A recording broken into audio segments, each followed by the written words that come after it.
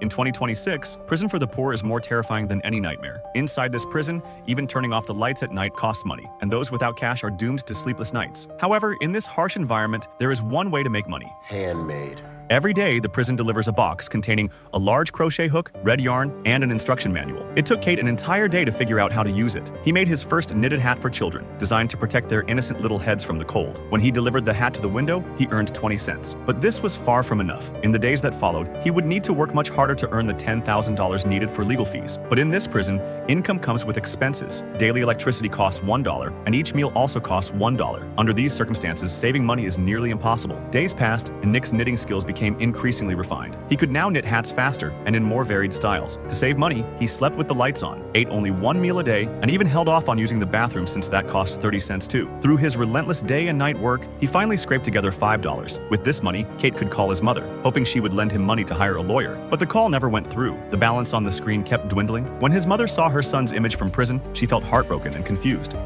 I need money for a defense lawyer. $10,000. $10,000? I know, I'm sorry. Before Kate could explain in detail, the video call was forcibly disconnected due to insufficient funds. At that moment, he completely broke down, screaming at the screen. All his efforts had been for nothing.